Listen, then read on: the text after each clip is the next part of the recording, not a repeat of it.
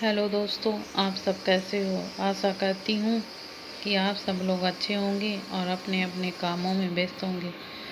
दोस्तों, यह धड़कन लव द पावर का 18वां भाग है। इसके 1 से लेकर 17 तक के सभी पार्ट मेरे चैनल पर ऑलरेडी अपलोड कर दिए गए हैं। जिन दोस्तों ने उन पार्टों को न देखा हो, मेरे चैनल पर जाके उन्हें देख सकते हैं।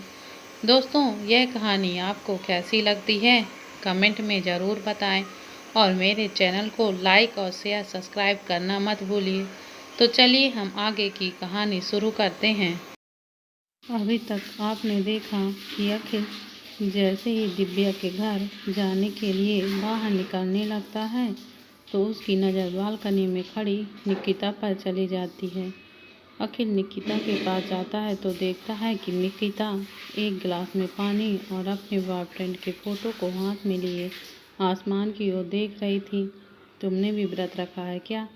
यह अचानक पीछे से आवाज़ के आने से निकिता हड़बड़ा जाती है, जिससे उसके हाथ से फ़ोटो नीचे गिर जाकर टूट जाता है। अब अखिल आगे बढ़कर फ़ोटो उठाता है और उसके टूटे हुए कांच के टुकड़े उठाते हुए निकिता से कहता है, तुम्हारा रिश्ता भी ऐसे ही टूट गया है तो तुम्हारे लिए अच्छा यही होगा कि उसे भूलकर अपनी लाइफ में आगे बढ़ो।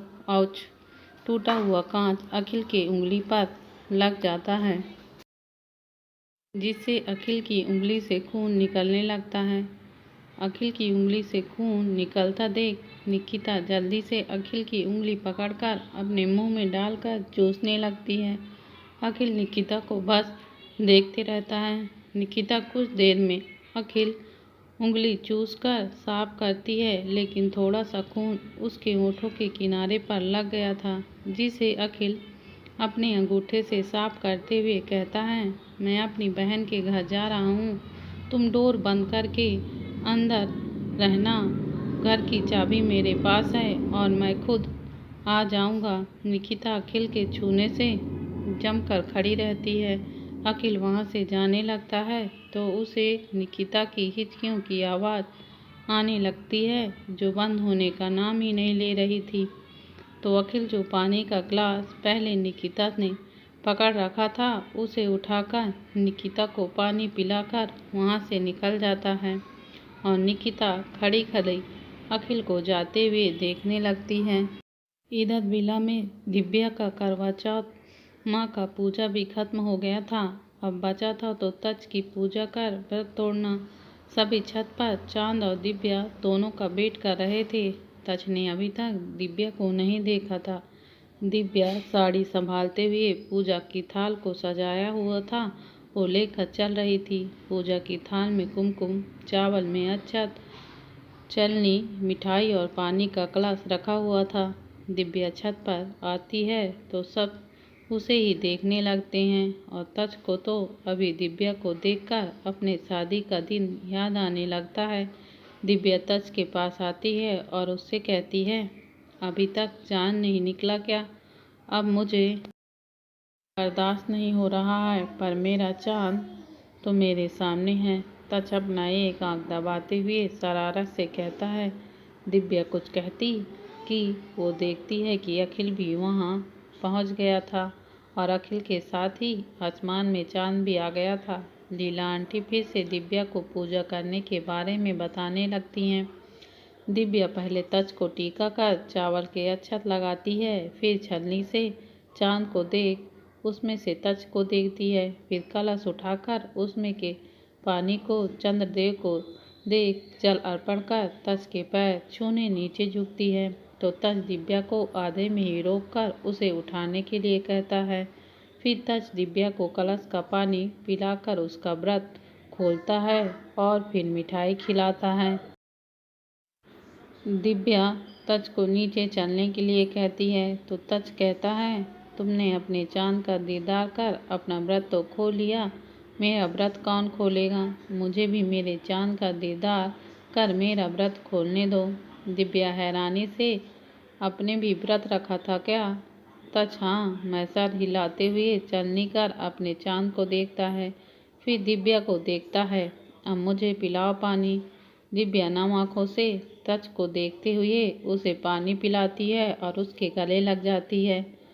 तच और दिव्या को देखकर सब मुस्कुरा रहे थे। तच दिव्या को गोद में उठाकर नीचे ले जाने लगता है। उसके पीछे सभी लोग आकर नीचे डाइनिंग टेबल पर बैठ जाते हैं। अभी तक दिव्या के साथ खाने के लिए किसी ने भी डिनर पहले नहीं किया था। लीला आंटी सर्वेंट की मदद से सबके लिए डिनर सर्व करती हैं और साइड में जाकर खड़े हो जाती हैं। दिव्या तच को देखती है, फिर अखिल को देखते हुए तनय और दीक्षा की तरफ देखकर तच और अखिल से कहती हैं, मुझे आप दोनों से तनय और दीक्षा के बारे में कुछ बात करनी है। दिव्या अखिल को देखती है जो खाना खा रहा था। फिर दिव्या तच को देखती है जो अपने हाथ में कौर का टुकड़ा लिए उसे इशारे में मुंह खोलने के लिए बोल रहा था। दिव्या इस्माइल कर अपना मुंह खोलकर तच के हाथ से खा लेती है। फिर तनय और दीक्षा की ओर देखकर अखिल और तच से फिर से कहती है, डैडा तच, मुझे आप दोनों से कुछ बात करनी है तनय दीक्षा के बारे में। दिव्या का ये कहना कि उसे तच और अखिल से तनय और दीक्षा के बारे में बात करनी है। तनय और दीक्षा के चेहरे की हवाइयाँ उड़ जाती हैं। उन्हें देखकर ऐसा लग रहा था जैसे उनके सर पर अभी दुखों का पहाड़ टूट गया हो। हाँ बोलो, क्या कहना है तुम्हें? तच दिव्या को दूसरा कौर खिलाते हुए उससे पूछता है। मैं सोच रही थी कि जब ये दोनों एक दूसरे से इतना प्यार करते हैं तो क्यों न इनकी शादी करवा दें, इन्हें एक रिश्ते में जोड़ दिया जाए। दिव्या तच को खीर खिलाते हुए कहती है। उसकी बात सुन अखिल दिव्या को देखते हुए कहता है, पर इतनी भी क्या जल्दी है? अभी तो ये बहुत छोटी है और पढ़ाई भी कहाँ पूरी हुई है इसकी। हाँ तो डैड, मैं कहाँ बोल रही हूँ कि दीक्षा अपनी पढ़ाई बीच में ही छोड़ दे। वो शादी के बाद भी अपनी पढ़ाई कंटिन्यू कर सकती हैं। लेकिन दिव्या, इतनी क्या जल्दी है दोनों की शादी कराने की? अभी तो दोनों ही पढ़ रहे हैं। इस बार मान दिव्या से सवाल करता है। मान भाई, मैं बस यही सोच रही थी कि जब ये दोनों एक दूसरे से प्यार करते हैं और हम सबको भी इनके प्यार से कोई परेशानी नहीं है तो इनको भी एक रिश्ते में जोड़ देना सही रहेगा ताकि ये भी करीब आ सकें। और रही बात की शादी इतनी जल्दी की, तो अभी इनकी शादी रिवली नहीं करते हैं। जब दोनों की पढ़ाई कंप्लीट हो जाएगी तब धूमधाम से करेंगे फिर इनकी शादी। तनय और दीक्षा की करीब आने वाली बात सुन और दिव्या के चेहरे पर बेचैनी देख तच एक नज़र तनय और दीक्षा पर डालता है जो चुपचाप सर झुकाए बैठे थे।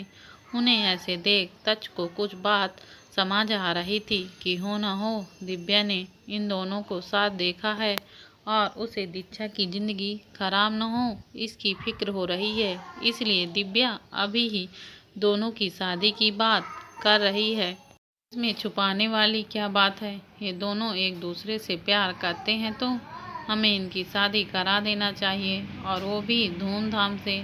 तनय दीक्षा, तुम दोनों अभी शादी करना चाहते हो? तच के पूछने पर तनय और दीक्षा दोनों ही अपना सर हाँ में हिला देते हैं। तच, तो फिर ठीक है, कल ही हम ओबरॉय विला जाएंगे और वहीं इनकी शादी की डेट फाइनल होगी। कहते हुए तच मान की ओर देखता है तो मान किलर स्माइल के साथ अपना एक हाथ दबा देता है जिसे कोई नहीं देख पाता लेकिन अखिल देख लेता है। तो वो चेयर से उठते हुए कहता है, तो फिर ठीक है, मैं अब चलता हूँ, काफ़ी रात हो गई है, कल जब जाना होगा तब आ जाऊँगा। लेकिन डैडा, आप क्यों जा रहे हैं? यहीं रुक जाए ना। दिव्या अखिल के पीछे आते हुए कहती है। नहीं बच्चा, मुझे जाना होगा, मैं कल आ जाऊँगा ना। अब तुम भी जाकर सो जाओ, थक गई होगी ना।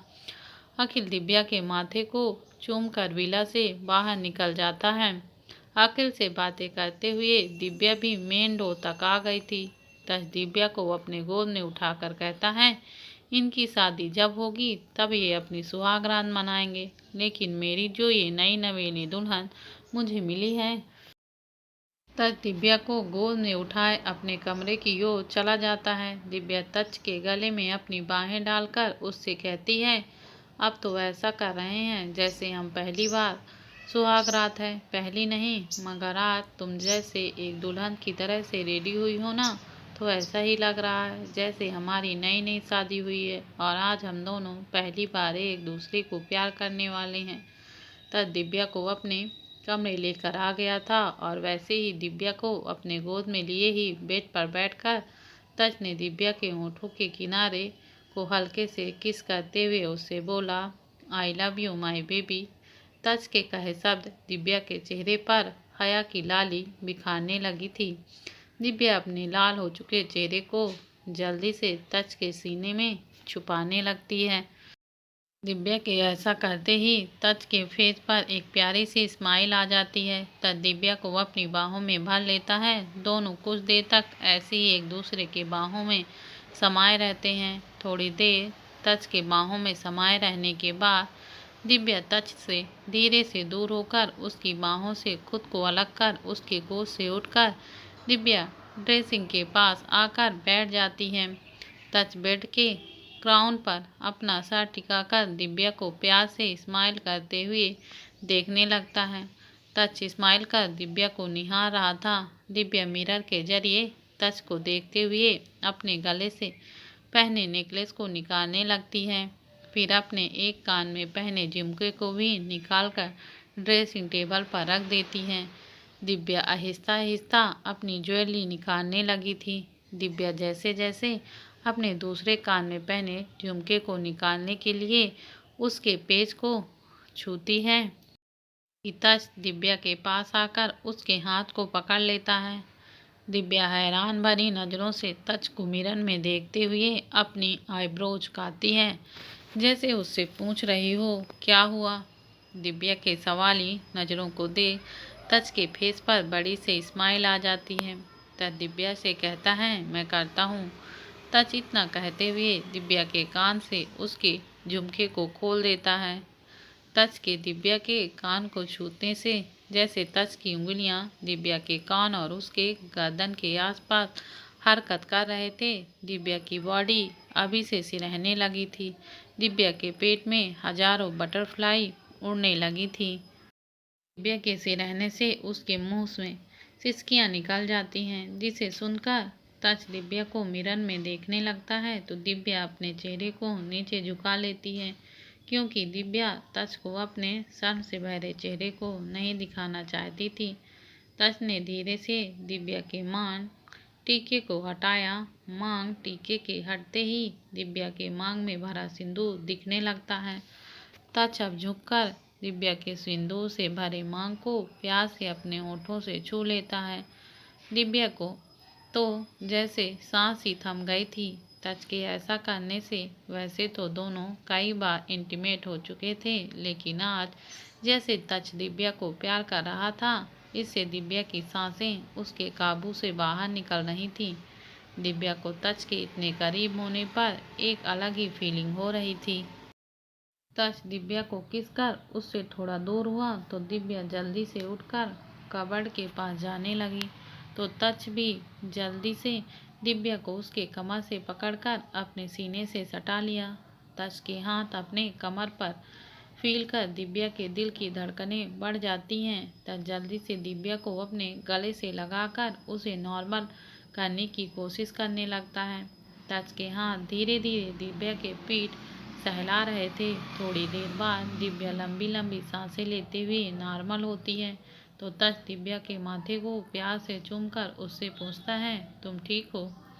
दिव्या तज से दूर हो गई और अपना सर हाँ में हिलाते हुए कहती है, हाँ मैं ठीक हूँ, पर अब मुझे प्यास लग रही है। तज दिव्या के प्यास लगने वाली बात सुन जल्दी से बेड से उठकर साइड टेबल पर रखे जग से ग्लास में पानी डालकर दिव्या को पिलाने लगता है। तज दिव्या के हाथ से पानी का गिलास लेकर दिव्या का जूठा पानी पीने लगता है, क्योंकि दिव्या जब पानी पी रही थी तो कुछ पानी की बूंदें गिरकर दिव्या के होठों से होते हुए उसके गर्दन से नीचे उसके सीने तक चली गई थी, जो तज के गले को सूखने के लिए काफ़ी था। तज पानी पीकर अपने गले को तरकर फिर दिव्या के ऊपर आकर उसके होठों पर अपने होंठ रख उसे किस करने लगता है और उसके ऊपर लिप को अपने होठों के बीच दबा दबा कर चूस रहा था। तो अब दिव्या के हाथ भी तच के पीठ पर चल रहे थे। उन्हें एक दूसरे को प्यार करते हुए रात के करीब 2 बज गए थे।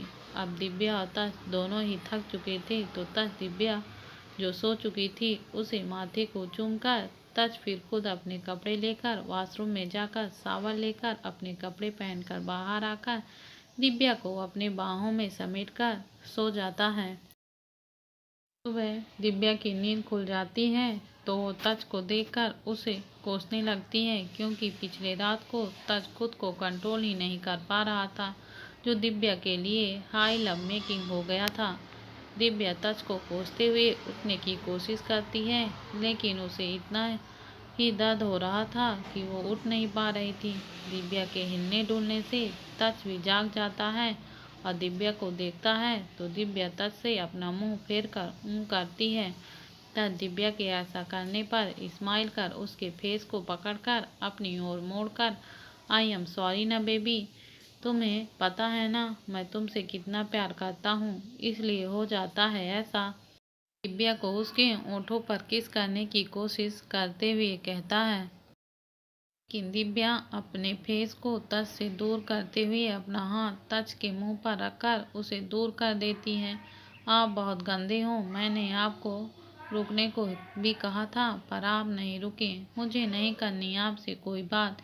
दिव्या अपना मुंह फुलाकर दूसरे करवट घूम जाती है। तच उसकी हरकत बताती है कि ये मेरी वही पगली झल्ली सुहाना ही है। तच दिव्या के कमर को पकड़कर उसे सीधे अपने ऊपर कर उसके माथे पर प्यार से किस करते हुए कहता है, अच्छा आई एम सॉरी ना मेरा बच्चा, मुझे माफ़ कर दो, मुझे नहीं करनी आपसे बात, छोड़ो मुझे। But my love. तच आगे कुछ कह ही नहीं पाता। मैंने कहा ना छोड़ो मुझे। तच दिव्या को छोड़ देता है। छोड़ दिया, मैंने तो ऐसे ही कहा था कि छोड़ो मुझे, पकड़ कर नहीं रख सकते थे। दिव्या तच को देखकर भुनभुनाने लगती है। दिव्या तच के ऊपर से उठने की कोशिश करती है, लेकिन उठ नहीं पाती, क्योंकि दिव्या तच की चौड़ी छाती पर पूरी लीन थी और उसे तच के ऊपर से उठने के लिए अपने हाथ बेड पर टिका कर उठना पड़ता। लेकिन तच ने दिव्या को परेशान करने के लिए अपने दोनों हाथ बेड पर ऐसे फैलाए थे कि दिव्या के हाथ बेड पर पहुंच ही नहीं पा रहे थे। दिव्या झुंझलाकर तच से कहती है, अब देख क्या कर रहे हैं, आपने मुझे अपने ऊपर सुलाया था ना, तो आप ही उतारो मुझे नीचे, मैं कुछ नहीं कर रहा हूँ, तुम मुझसे नाराज हो ना तो खुद ही उठ जाओ। तच अपना पेट दूसरे तरफ कर स्माइल करने लगा, क्योंकि सुहाना के साथ भी उसे परेशान करने के लिए तच ऐसा ही करता था और सुहाना बस तच की चौड़ी छाती पर अपने हाथ ही मारती रहती थी। आप बहुत गंदे हो, आपने शुरू से मुझे परेशान किया है, पहले क्लब में उस रात को, फिर ऑफिस में, मानसी के फ्लैट में हल्दी वाले दिन, शादी की रात, पहली फर्स्ट नाइट पर, और अब तो रोज ऐसे परेशान करते हो आप। दिव्या तच की छाती पर अपने हाथों से मुक्के मारते हुए कहती है। तब दिव्या के हाथ को पकड़कर उसे लेकर बेड पर पलट जाता है। अब दिव्या नीचे और तच ऊपर था। तच दिव्या की उंगलियों पर अपनी उंगलियां फंसाते हुए, तुम्हें भी तो अच्छा लगता है। लेकिन पहले ही पल दिव्या तच को खुद से ऊपर से धक्का देकर बेड से उठकर खड़े होते हुए कहती है, मैं आपसे नाराज हूँ तो आप मुझे जब तक मना नहीं लेते तब तक किस करना तो छोड़ो, मुझे छूना भी भूल जाओ। दिव्या तच को उंगली दिखाकर कहती है, जैसे उसे वार्निंग दे रही हो। ये अपना मुंह ऐंठते हुए कमरे से निकलकर चली जाती है।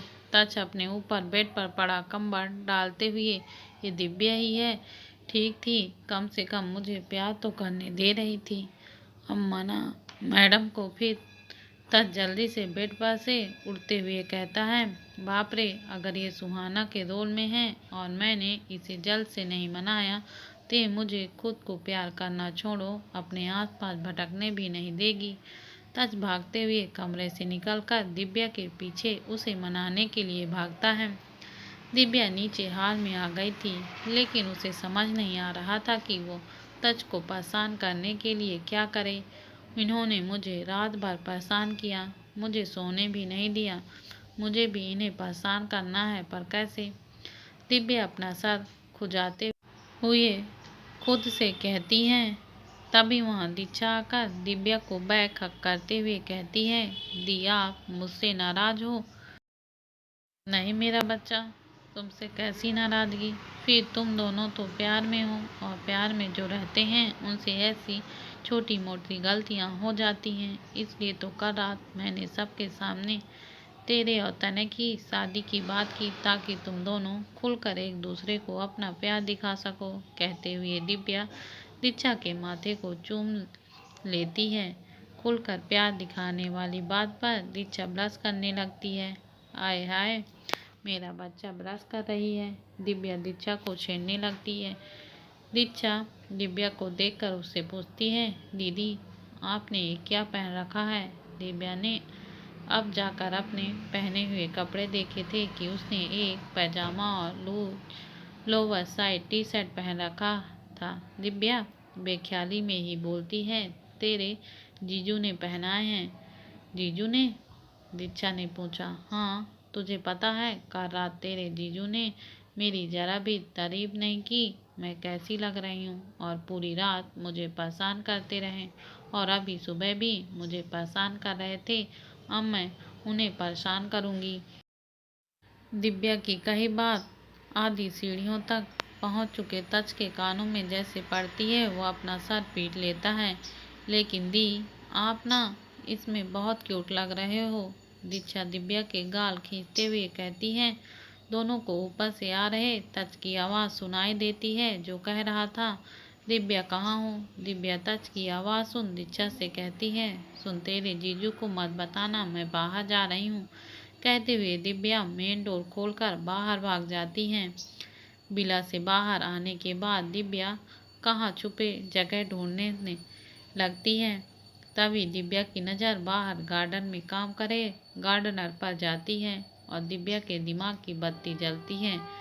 दिव्या अपने हाथ ऊपर कर चुटकी बजाते हुए कहती है, आइडिया।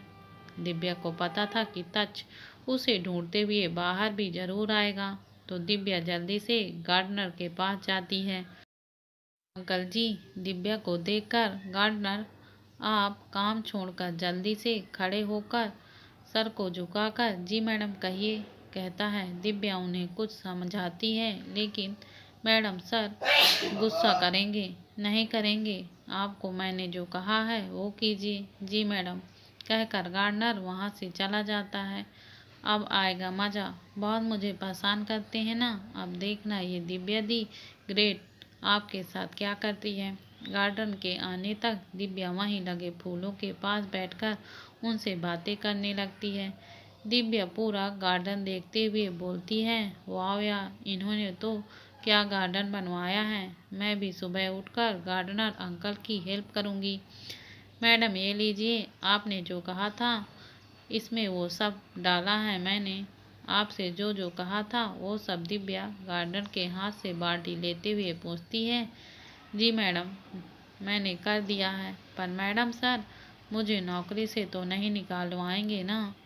नहीं अंकल, आपको कोई कुछ नहीं कहेगा। दिव्या अपने हाथ में पकड़े बाल्टी को देखते हुए कहती है, अंकल आप मुझे ये सब सिखाओ ना। नहीं मैडम जी, अगर सर आपको काम करते हुए देख लेंगे तो सच में मुझे नौकरी से निकाल देंगे। नहीं निकालेंगे, और पहले तो ये आप बार बार मुझे मैडम कहना बंद कीजिए और मुझे मेरे नाम से बुलाएंगे।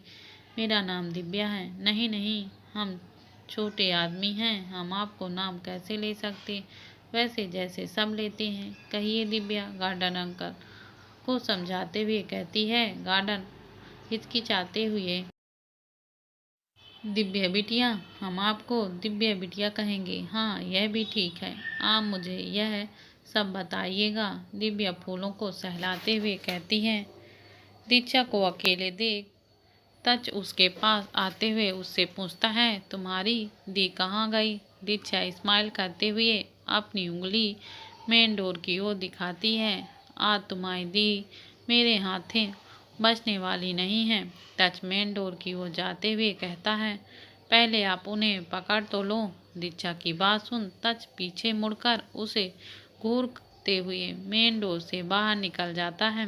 दिव्या गार्डनर से गार्डनिंग सीख रही थी, तभी उन्हें अपने पीछे से आवाज आती है, दिव्या तुम यहाँ क्या कर रही हो? दिव्या गार्डनर से, अंकल जब मैं बोलूँ तभी हटना है, आप कहते हुए दिव्या अपने सामने रखे बाल्टी में नीचे झुककर उसमें हाथ डालकर उसमें रखे सामान को अपनी मुट्ठी में भरकर निकालती है और गार्डन अंकल को हटने का इशारा कर तच के ऊपर फेंकती है। तच वो मैं कह रहा था कि छपाक से तच से कुछ कहते हुए उसके पास आ रहे मान के मुंह पर गोली हुई मिट्टी जाकर लगती है, क्योंकि तच वक्त रहते दिव्या के मिट्टी फेंकने पर हट गया था और उसके जगह पर मान आ गया था। या ये क्या है? मान अपने मुंह पर लगी मिट्टी हटाते हुए कहता है। इसकी स्मेल से तच को ऐसा लग रहा था जैसे अभी वो वोमिटिंग कर देगा। सो सॉरी मान भाई, मैं तो इन पर फेंक रही थी, आप बीच में कैसे आ गए? अभी बताता हूँ कैसे आ गया। मान जिसने फॉर्मल सूट पहना हुआ था वो अपने कोट को उतारते हुए दिव्या के पीछे भागता है। रुक दिव्या की बच्ची, अभी तुझे बताता हूँ। दिव्या आगे आगे और मान उसके पीछे पीछे उसे पकड़ने के लिए भाग रहा था। मान भाई सॉरी ना, मैंने जानबूझकर आपको नहीं मारा, आप गलती से बीच में आ गए। दिव्या मान से बचते हुए कहती हैं, हाँ तो गलती को अभी सही कर देते हैं। मान लपक कर दिव्या के हाथ को पकड़ लेता है। मान तच इसके मुंह पर मारो मिट्टी। तच अपने हाथ उस बाल्टी में डालकर मुट्ठी भरकर मिट्टी निकालकर दिव्या के फेस पर निशाना लगाकर दिव्या को मारता है। नहीं तच, आप मेरे साथ ऐसा नहीं कर सकते, मैं आपकी वाइफ हूँ। अच्छा थोड़ी देर पहले तक तो मैं भी तुम्हारा हस्बैंड था और अभी सिर्फ हम दुश्मन हैं। तच हवा में तलवार चलाने के लिए जैसे हिलाते हुए कहता है। वो मिट्टी दिव्या को लगती इससे पहले दिव्या नीचे झुक जाती है और फिर से मिट्टी मान के मुंह पर छपाक करके लगता है। मान तच तुझे क्या निशाना लगाना भी नहीं आता? अब दिव्या से पहले तू मेरा दुश्मन है। मान दिव्या का हाथ छोड़ तच के पीछे भागता है। देख मान दिव्या नीचे झुक गई है ना यार, नहीं तो उसे ही लगता, तुझे नहीं। तच मान को रोकने के लिए उससे कहता है तो मान मिट्टी उठाकर उससे कहता है, तुझे तो दिव्या बच गई, अब तू मुझसे बचकर दिखा। मान तच के ऊपर मिट्टी फेंकता है, लेकिन तच भी अपनी जगह से साइड हट जाता है और उसकी जगह जॉकिंग से वापस बिला के अंदर आ रहे तेज पर जाकर लगती है। अब मैंने क्या कर दिया यार जो ऐसे मेरा स्वागत किया जा रहा है? मान तेज के मुंह पर अपने मारे हुए मिट्टी को देखकर मान पीछे हटने लगता है। दिव्या तेज को भड़काते हुए, तेज मान भाई ने देखा कि तुम बिला के अंदर आ रहे हो, तो मान भाई ने गार्डनर अंकल से बोलकर इस मिट्टी का घोल मंगवाया, कहा कि आज तुम्हें इसी से नहलाएंगे। दिव्या की बात सुन मान तच और गार्डनर अंकल आंखें फाड़े दिव्या को देख रहे थे कि कितनी सफाई के साथ दिव्या आकर तेज को भड़काने के लिए झूठ बोल रही है। ये सब बालकनी में खड़ी दीक्षा देखते हुए अपना पेट पकड़कर हंस रही थी। तेज मान भाई, अब मैं आपको बताता हूँ नहलाना किसे कहते हैं। तेज मान की तरफ बढ़ता है तो दिव्या आग में घी डालते हुए कहती है, तेज तुम्हें पता है इसमें मिट्टी के साथ और क्या क्या है? तेज चलते चलते रुककर अपने चेहरे की मिट्टी साफ करते हुए दिव्या को देखता है। दिव्या इसमें ना पीली मिट्टी, लकड़ी का कोयला, इंजन ऑयल और पक्का काला रंग मिलाया है इन्होंने। अब तो तेज और मान ये सोच रहे थे कि उनके चेहरे से वो काला रंग और इंजन ऑयल निकलेगा या नहीं। तेज मान से, मान भाई ये आपने अच्छा नहीं किया मेरे साथ, मेरा खूबसूरत चेहरा अगर काला रंग नहीं निकला तो। मान तो भड़काते हुए दिव्या को देख रहा था कि उसने उसके साथ ऐसा क्यों किया। उतने में ही आप लोग मिट्टी में मस्ती कर रहे हो कहते हुए मानसी उनके पास आ जाती है। तो तेज, हाँ आप भी काली हो, कहते हुए तेज अपने चेहरे से पोंछे हुए मिट्टी को मानसी के मुंह पर लगा देता है। मानसी के मुंह पर मिट्टी लगते देख दीक्षा खिलखिलाकर हंसने लगती है और उसकी हंसने की आवाज़ सबको बाहर तक आती है। यक, इसकी स्मेल कैसी है? हाँ, ऐसी स्मेल आएगी ही ना। इसमें इंजन ऑयल, पीली मिट्टी, लकड़ी का कोयला और पक्का काला रंग मिलाया है आपके बॉयफ्रेंड ने मेरे ऊपर डालने के लिए, तो इसका स्वाद थोड़ा आप भी चखो। अम्मान और तज दिव्या के पीछे और तेज और मानसी मान के पीछे सब पूरे गार्डन में इधर उधर भाग रहे थे और सबकी खिलखिलाकर हंसने की आवाज़ पूरे गार्डन में गूंज रही थी। तब दिव्या को पकड़ लेता है तो मान मिट्टी दिव्या को जैसे लगाने जाता है, मानसी मान का वही हाथ उसी के मुंह पर लगा देती है। मान अब मानसी को मिट्टी लगाने लगता है। सब एक दूसरे को मिट्टी लगा रहे थे और साथ में हंस भी रहे थे, लेकिन अभी तक दिव्या को कोई मिट्टी नहीं लगा पाया था। तने जो सो रहा था, सबकी हंसने की आवाज़ उसके कानों में पड़ती है तो उठकर अपनी बालकनी पर आकर देखता है तो सबको मस्ती करते देख वो भी नीचे जाने लगता है। तने जब नीचे आता है तो उसकी नज़र बालकनी में खड़ी सबको मस्ती करते देख हंसते हुए दीक्षा पर जाती है।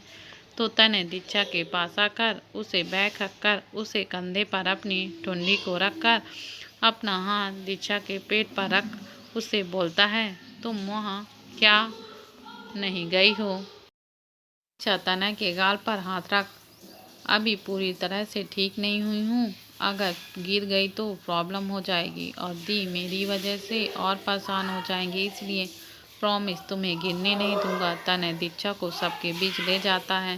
दिव्या अब तक खुद को सबसे बचा रही थी। दिव्या तज की तरफ फेस किए खड़ी उससे बचने की कोशिश कर रही थी, तभी उसके फेस पर पीछे से मिट्टी मल दिया जाता है। दिव्या मुंह बनाते हुए पीछे मुड़कर देखती है तो उसे दीक्षा ने मिट्टी लगाया था। दिव्या स्माइल करते हुए दीक्षा को गले लगा लेती है, इससे उसके गाल पर लगी मिट्टी दीक्षा के गाल और गले पर लग जाती है, जिसे देख दिव्या और दीक्षा दोनों हंसने लगते हैं। उन दोनों को आकर तच गले लगा लेता है तो दिव्या अपने हाथ पर लगी मिट्टी तच के मुंह पर लगा देती है, तो वहीं दीक्षा को हक कर रहे तने के चेहरे पर दिव्या मिट्टी मल देती है। चारों एक दूसरे को देख हंसने लगते हैं। तभी तेज मानसी भी आकर उनसे लिपट जाते हैं।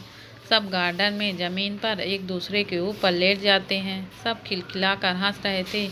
किसी को इस बात की फिक्र नहीं थी कि उनके फेस से काला रंग निकलेगा या नहीं।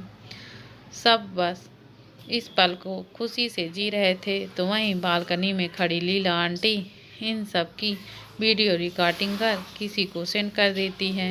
वहीं अखिल के घर पर जब अखिल सोकर उठकर अपने कमरे से बाहर आता है तो उसकी आंखें सामने का नज़ारा देखकर बाहर आ जाती हैं।